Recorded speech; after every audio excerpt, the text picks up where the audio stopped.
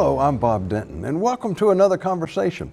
Well, Virginia became the first state in the South to legalize cannabis under Governor Northam and the Democratic control of both houses of the legislature. However, they failed to address the retail market provisions and policies for the recreational use of marijuana. And this has resulted in a lot of confusion about what is legal and what is not. We're joining me in a conversation with the State of Cannabis Sales and Use in Virginia is Greg Habeeb, president of Roanoke-based Gentry Locke Consulting, and is a representative of the Virginia Cannabis Association. And thanks so much for being with us. Thanks, Bob. Good to see you. Good seeing you. Well, there's no question in most polls between 60 and 68% of Americans do favor legalization of marijuana for recreational and medical purposes. And we certainly have seen these little shops coming up all over the place. And so before we get to some of the issues of the state of that and what it would take in terms of the market aspect, what is the current law? What was that 2021 law? What specifically did it say about marijuana? Yeah, well, and Bob, it's an honor to be here. Thanks for having me. Who would have thought a couple of decades ago when we met and I was coming up in Republican politics that we'd be talking about cannabis in Virginia?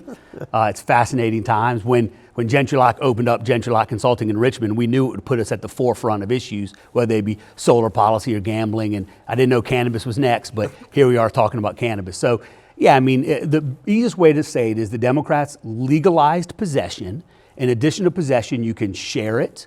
You can actually grow it in your own home. There's a lot of the things that used to be illegal, up to an ounce. There's some limitations and all. But what they didn't do is they didn't put a market for a retail market. They didn't put provisions in for a retail market. So there's no testing, there's no taxation, there's no regulation. There's just the right to possess and share and grow.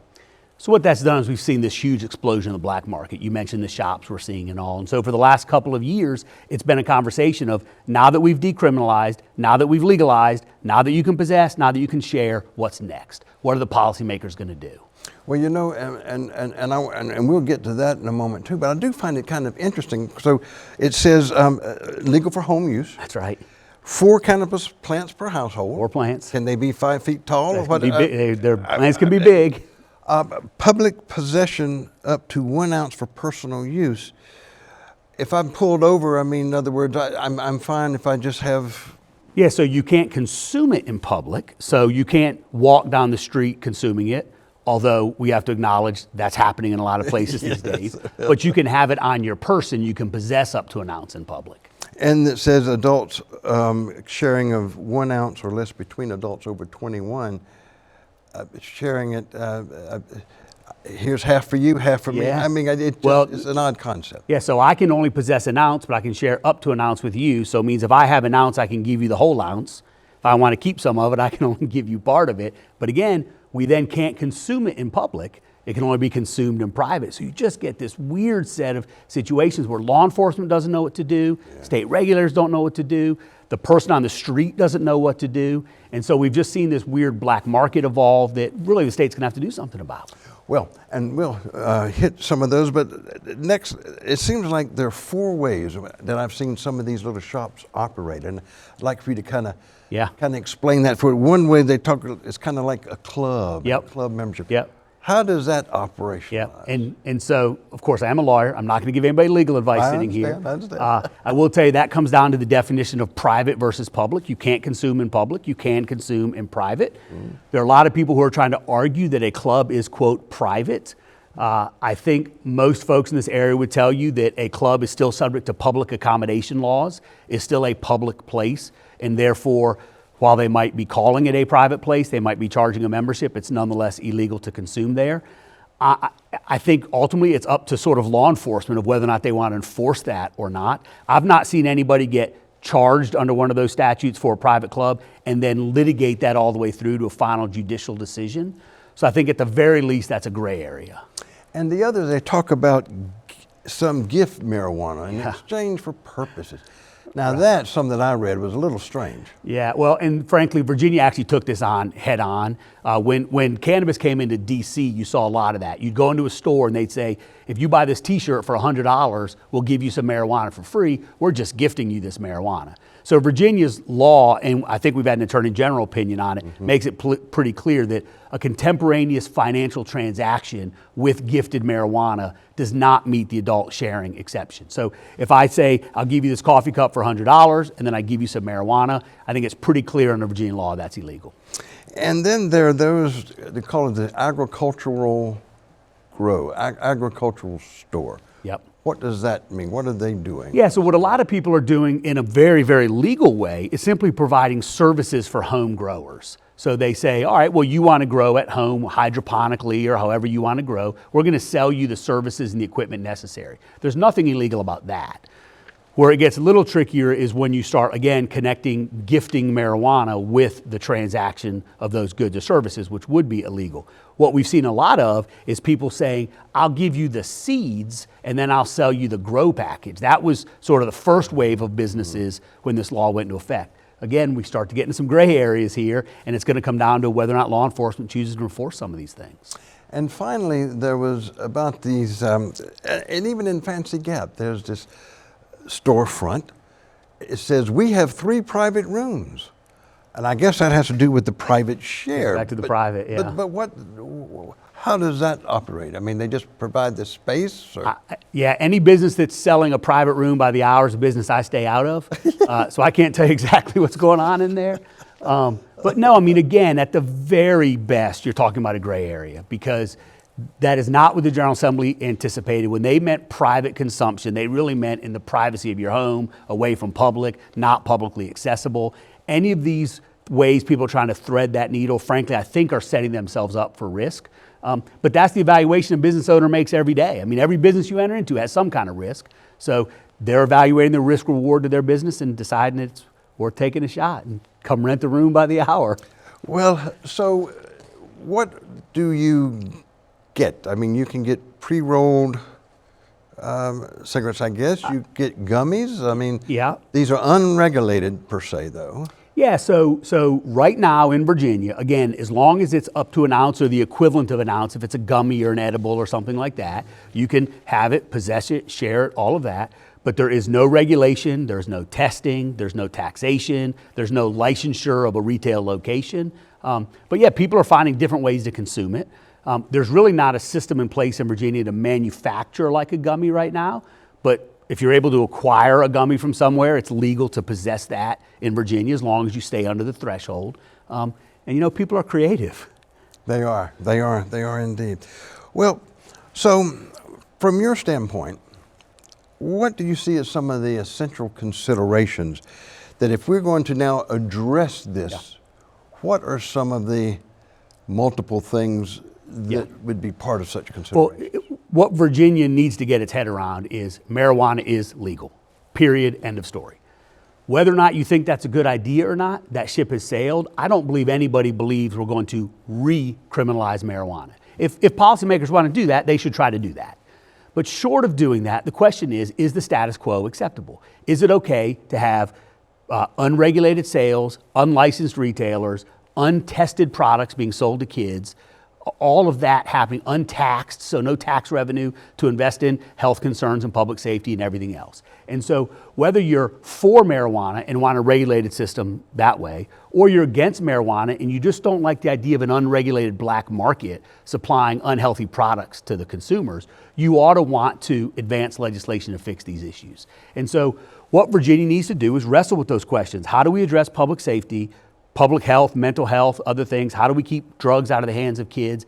At the same time, making sure products are safe, regulated, tested, tracked. The only way to do that is to have a fully regulated market where the state licenses sellers, where growers are licensed, their products are tested, you have seed to sale tracking, you have child-proof packaging, you have no sales to people under 21. You keep taxes low enough so that you can put the black market out of business. Some states have raised taxes too high and the black market still thrives because a highly taxed regulated market can't compete with an untaxed black market.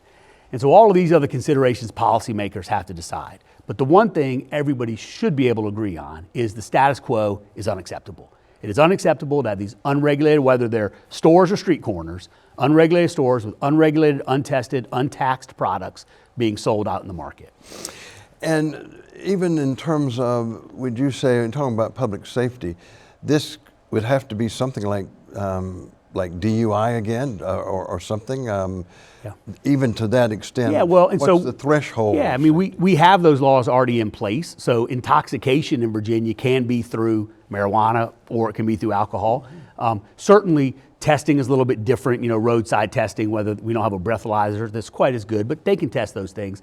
But frankly, the public safety issues currently go way beyond just like intoxicated driving.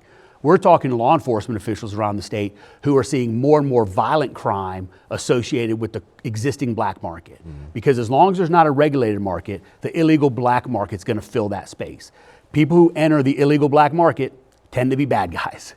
And the bad guys do other bad things. And whether it's fentanyl, whether it's the Mexican drug cartels, whether it's violent crime, what we're seeing is the black market being filled by bad actors. And so to folks who want to advance a policy change, it's not just about the public safety tied to the consumption end. It's the public safety issues that are rising out of the unregulated sale side that are why we need to make changes. And currently, I sense that there's a lot of frustration among law enforcement because of it's such a gray area. And even as an entity, most would have preferred not to legalize before you had the other. Yeah, I mean, almost every law enforcement we talk to, wherever they are sort of on the ideological or philosophical spectrum, they're very frustrated.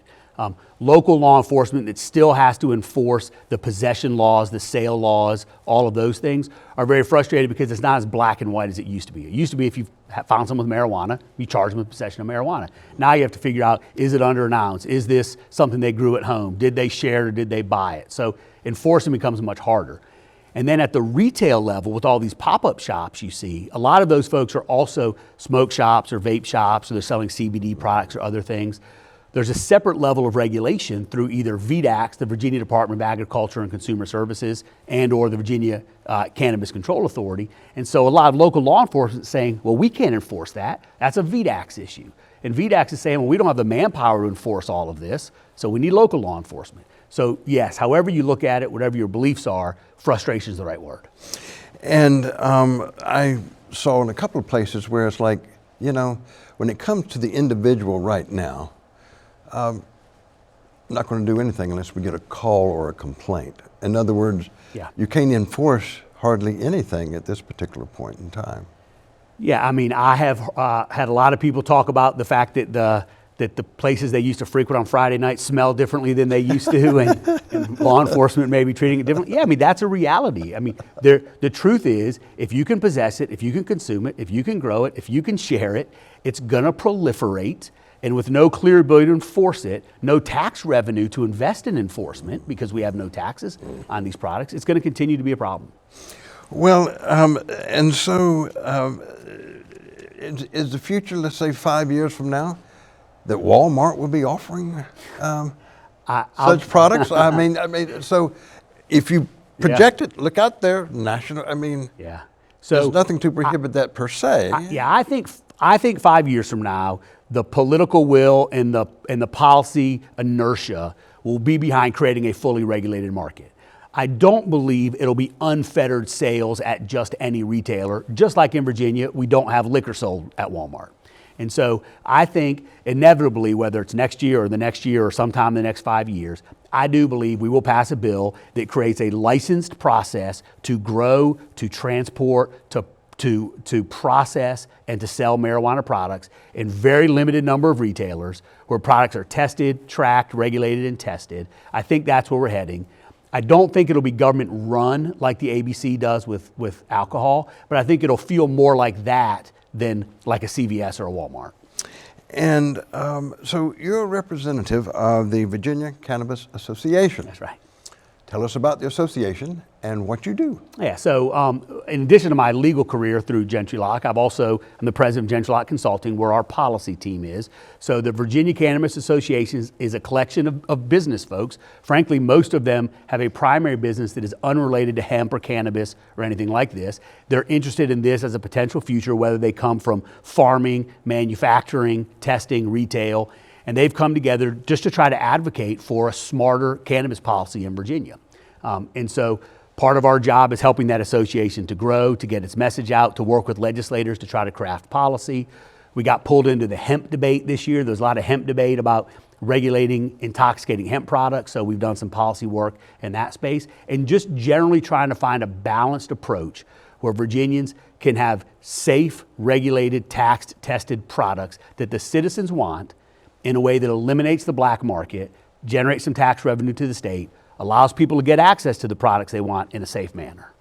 And so in developing the policy, the association can actually help in that, provide ideas in that, experience in that? Yeah, we had some draft legislation last year that was before the General Assembly. None of those bills advanced ultimately out of the House of Delegates. Some have advanced out of the Senate.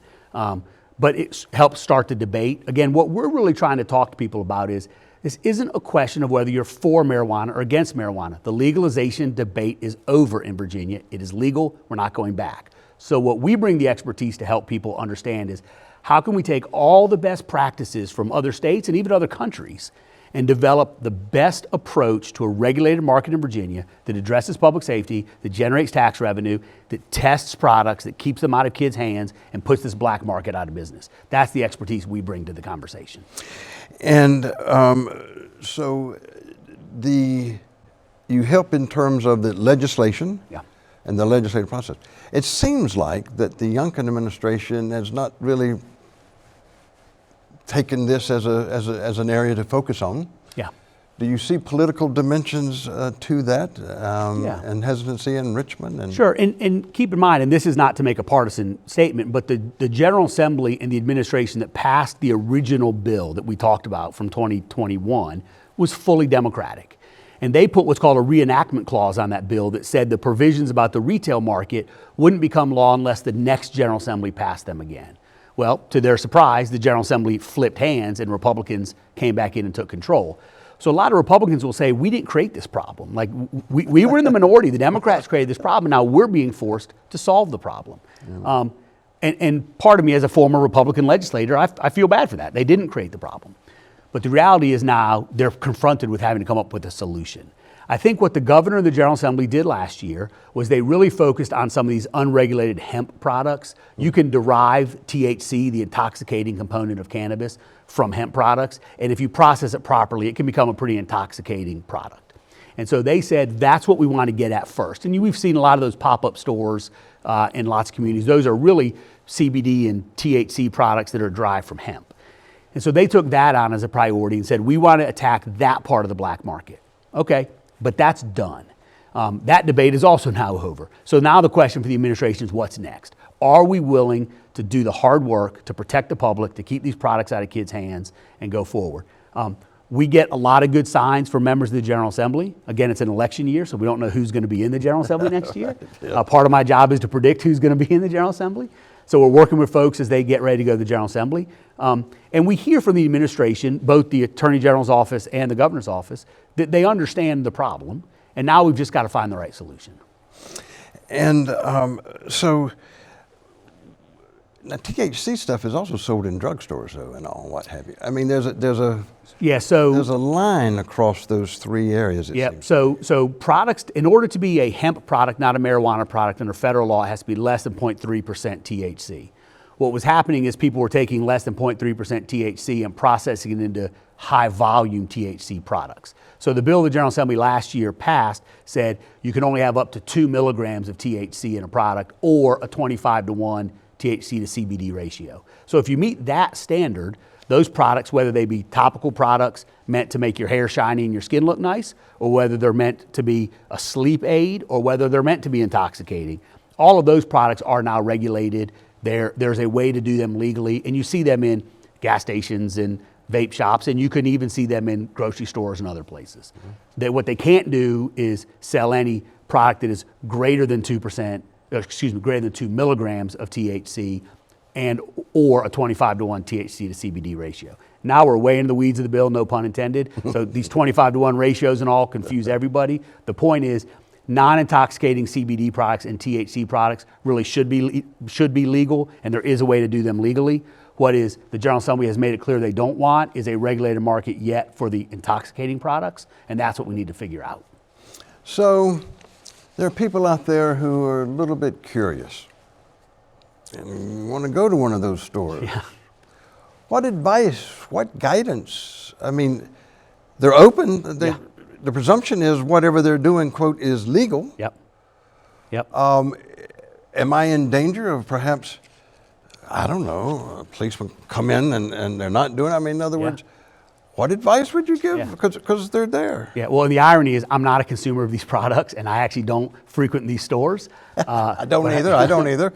I hear you, Bob. I know you hung out at a university for a few decades. So, yeah, I mean, it is, the law still is the law. So you can't possess more than an ounce. You can't buy the products. You can't sell the products. Now, we're talking about the illegal products here. So either something that is true marijuana or greater than 0.3% THC, more than 2 milligrams in a package, or doesn't have the 25-to-1 ratio. But yeah, anytime you buy these products, not only are you taking risk on the law, but in some cases you're taking health risks. Because again, when we don't have a regulated market, there's not testing for these products. Now, thankfully in the hemp context, the hemp-derived products, there is now testing. And so those products, we're seeing better packaging, better labeling, better testing. We're seeing warning labels and ingredients, all of that stuff on the hemp side. But on the truly marijuana products, who knows what you're getting? Could be laced with fentanyl, meth. I mean, is that? We are hearing, and I don't like to talk anecdotally, but we are certainly hearing from law enforcement that they are seeing very problematic products, whether they are laced with something or simply processed in an unclean environment. You'll hear people talk about Mexican dirt weed. I've heard the phrase, and I asked them what that means. And they said, well, it's what the drug cartels are bringing in across the southern border. It has processed with different chemicals, the different processes in place. And so again, when, I'm a small government conservative. I don't love government regulation. But if I'm going to ingest a product that may have come illegally across an international border brought by a drug cartel, I'd like to know what's in it. And I'd like the government to have a way to tell me what's in it. And right now that just doesn't exist, and you're taking that risk. From a 40,000-foot view, it seems like it's complicated. Very. It's almost equal to and perhaps could overtake the notion of the societal difficulties we already have in terms of alcohol. Yep. And so from a societal perspective, do you think this is a good way to go, even though obviously you're connected? Very fair questions, and that's the debate from a couple years ago. Should we legalize or not? Is society better off with legalization or not? That debate was had. It was legalized. Again, if I tell all my Republican friends in the General Assembly, if they don't want to do something, I tell them you got two choices. Either recriminalize it, and if the votes are there to recriminalize it, then recriminalize it. That's one way to get at the problem. Now, you're still going to have a black market. You're still going to have unregulated products. You're still going to have untested products. But if you think you can do that, do it. If you think that's a good enforcement mechanism. But if you don't believe you can do that, you cannot allow the black market to continue to thrive. You have to do what it takes to regulate, test, tax, license, all of the things that government's here for. And that's what we should be doing. Well, in the couple of minutes that we have remaining, what's your elevator speech? What would you say if you're looking at now, what needs to be done? Will it take 3 years? I mean, it sounds like this is a very complex endeavor. Yeah, well, the elevator speech is easy because everybody I talk to agrees the status quo is unacceptable. Nobody believes this unregulated street corner sales of untested marijuana is okay. So everyone agrees we need to do something about it. So our idea is let's test it, let's track it, let's license it, let's regulate it, and let's tax it. Those are things that government does okay, and let's put in place a system that protects the public, raises revenue, and creates jobs. If someone's got a different solution, love to hear it. Right now, that's the best way to close off the black market. I think that's where Virginia gets. It's just a question whether or not it's tomorrow, a year from now, or years in the future. And do we see states around us, North Carolina, South Carolina, are they kind of in the same? Yeah, I mean, we're obviously ahead, and we have a more robust medical marijuana market as well. We didn't even talk about that today. We have a medical marijuana system in Virginia. That's the one place you can purchase a product if you're in the medical system. It's coming everywhere. It just is. The question is, are we going to do it right or are we going to do it wrong? We want to do it right. Well, this has been very informative and helps a little bit in terms of all these shops coming up, not knowing what to do or or what have you. And You should some go of the test all the dangers. products. Thank you, but I won't do that. Well, Craig Habeeb, thank you so much. Good to see you as always. And of course, as always, that's all the time we have, but I want to thank you for joining us and hope you do so again for the next conversation with Bob Denton.